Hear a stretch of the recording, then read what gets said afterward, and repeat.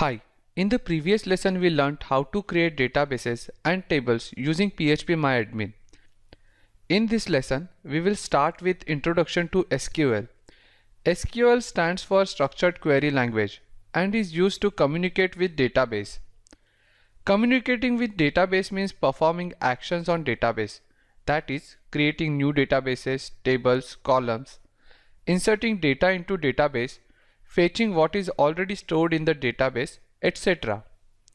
So, all the actions like creating database, creating tables, specifying data types that we did in the previous lesson using PHPMyAdmin can also be done using SQL commands. You may have heard the term PHP with MySQL. MySQL is an open source DBMS which uses SQL queries to communicate with database. It can easily be integrated with PHP. MySQLi is an advanced version of MySQL. In this training program, we will use MySQLi. We will learn SQL commands first. In MySQLi, we use SQL queries to perform actions on database along with other PHP functions, which helps these actions to be executed. We will learn more about MySQLi in PHP module. The first SQL command that we will learn is create command. Create command is used to create database and tables. Let us see how it works by creating a new database. The command is very simple. Create database, name of the database you want to create, and click on the Go button to run this command. I can also hit Ctrl plus Enter, which is a shortcut to run SQL command. So you can see here it created a new database, temp_db. Now let's create one table in this database. The command is similar to the one we learned before.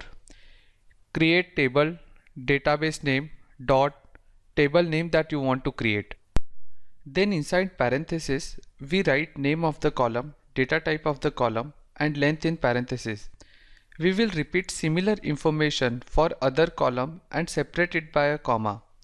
Here, we are inserting 3 columns in the new table that we are creating.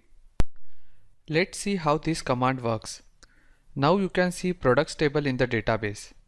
In the query that we wrote, you must include database name.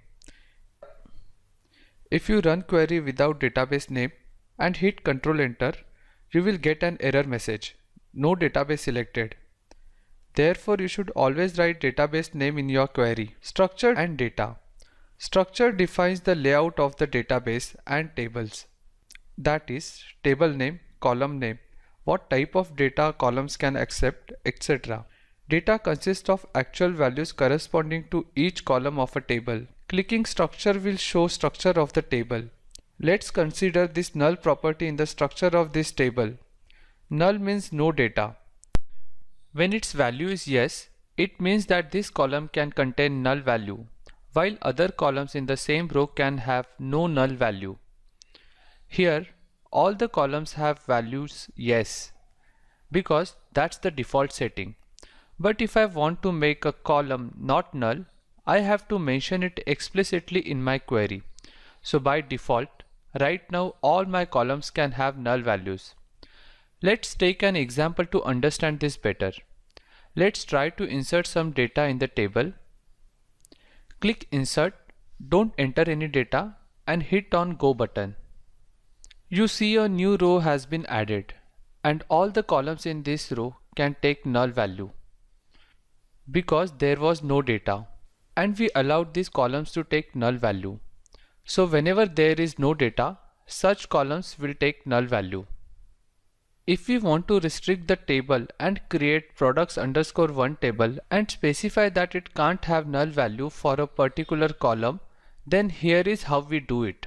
Let's create another table with name products_1. This is the same query as before. In first column, data type is int, length is 11, then not null, and comma, and then rest of the columns, which are same as before and have default properties. Let's see the structure of this new table now. You see that now this ID column cannot contain null value. Now repeat the action, add no value. Click on the Go. PHPMyAdmin gives an error.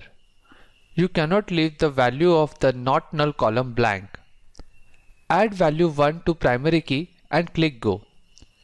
Click on Browse. So now one row is inserted with ID value as 1. To sum what we have learned so far we learned that while creating table, we can define what can be stored in column and what cannot be stored in columns. In this lesson, you learned how to write create command and its different variation. In the next lesson, we will explore about primary key.